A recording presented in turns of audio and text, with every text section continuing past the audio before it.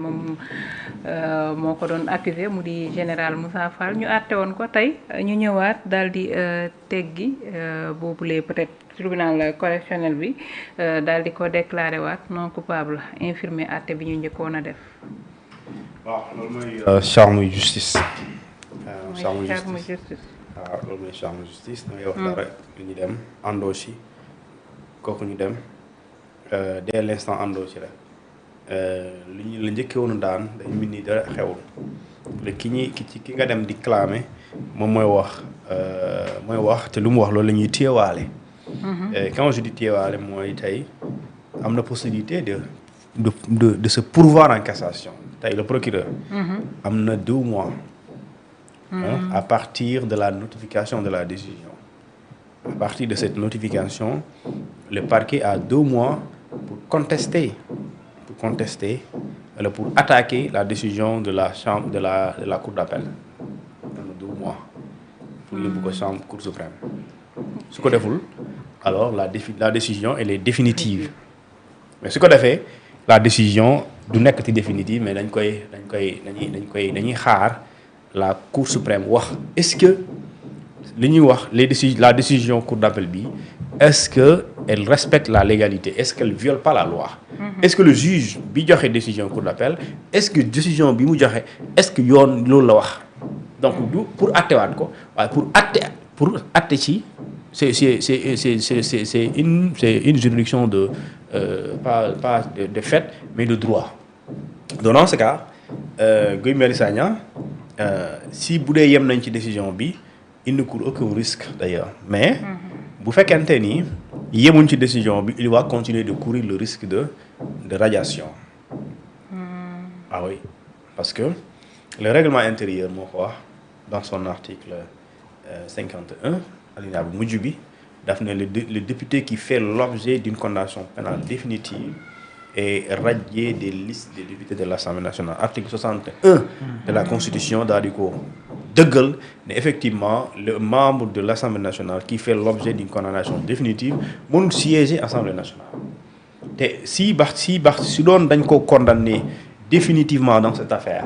Définitivement il ne pourrait plus être député si le ministre de la Justice bind na le président de l'Assemblée nationale comme ce fut le cas de Barthélémy Diaz. Maintenant ça c'est une chance pour lui le risque bu amatul. léegi nag su fekkee ne procureur defatul dafay gën a nekkaat chance. léegi dans ce cas procureur day def appel du ko def donc on va voir de toute façon le procureur moom du demander à ce que je pense pas qu'on libère qu'on ne condamne pas Barthélémy ki nga xamante moom mooy Guy Marius Sagna. Maintenant li am solo pour man mooy Guy Marius Sagna dafa am lu ko jural loolu mooy c'est lors d'un voyage à Niani alors mu doon dem ci benn coow suuf. ñu tuddee ko litige foncier mais yàlla dafa def foofu mu nekkoon mu am maire bu fa nekk ñu am fu mu féete woon ñu ne ci pouvoir bi la bokk ñu invité ko pour ñu ñooñu wax ko seen jafe-jafe pour que sénégalais dégg ko pour que état bi xam ne lii am na lu jaadu lu fi am ñu dem agressé ko. Cette agression man elle m'a quand même heurté parce que gis naa jour boobu ñu xotti yéreem ba xotti survêtement am loolu nag vraiment jour boobu j'étais vraiment moi hors de moi parce que ma jàpp ne le sénégalais bi am jafe-jafe ci goxam nit ku nekk porteur de voix nekk koo xamante ni ñëpp dañ koy déglu mu dem pour jottali wax jooju sénégalais dégg ko autorités yi dégg ko.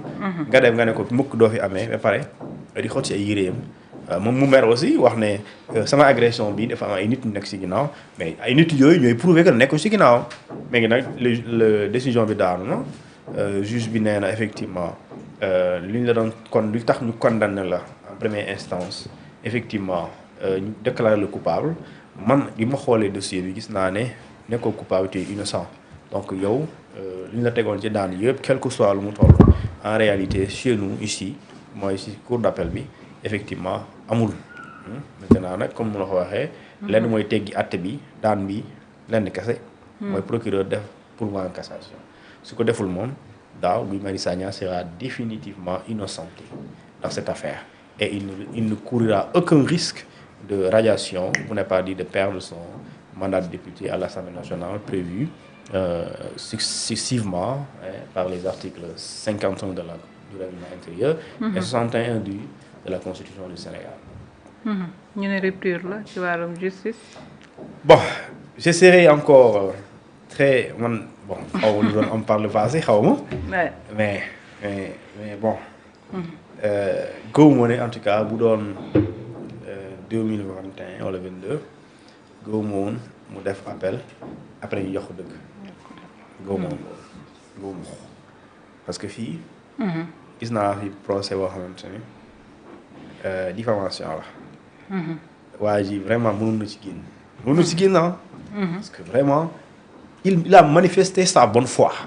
parce que la bonne foi war ko manifester te nga prouver ko le jugement mënul la condamner pour diffamation. parce que amoo yéene pour def yàq der amoo yéene pour désinformer amoo yéene pour dénigrer amoo yéene pour atteindre benn honneur wala considération wala benn image te indi nga prouver nga de bonne foi et pourtant ñu ko daan mu demaat appel ñu daanaat ko. te pourtant liñ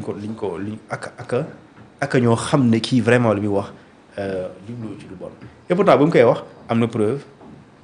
waaw donc même si preuve yi garaawul mais il a manifesté sa bonne foi et même nit ñi déglu xam nañu kii vraiment bonne foi lay waxee dañ koo daan et position bi mu amoon c'était une position vraiment critique contre le pouvoir n'est-ce pas à l'époque léegi nag Guy Marius Sagna maintenant xam nga damay faral di wax ne les magistrats c'est pas eux qui doivent être, c'est pas la justice qui doit être indépendante, ce sont les magistrats qui doivent être indépendants. Du jugement, du justice mooy indépendant justice du dara lu dul benn mbir c'est benn domaine ay nit ñoo koy incarner nit yooyu ñooy am indépendance mais du justice parce que sans les hommes la justice n'existe pas.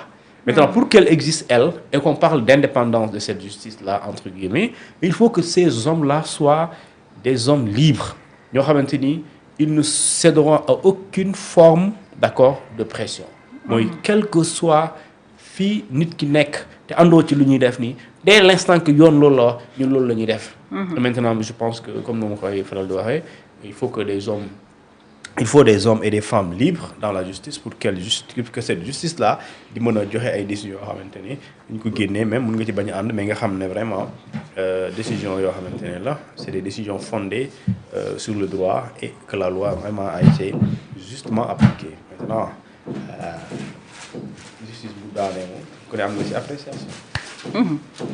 D'accord Daouda Djigal dañuy ñëw ci leneen mu di ay kàddu yi Thiat bu yaanaama xamoom Thiat dafa ñëwaat ci li nga xam ne moom moo jëm wala ci li mu ñëw sax bari na mais dañu koy doox ak ci li mu wax ci mbirum détenu yi nee na détenu yi nga xam ne dañoo riche ñoom nañu leen libéré bu fekkee ne delloo nañ la ñu jël ndax détournement moom vol la rek simple vol. Bon déglu naa ko sama waa ji maa ngi koy nuyu di ko ziar. détournement de deniers publics waa nee na est simplement du vol. Bon on dirait que des proposés bracelets électroniques.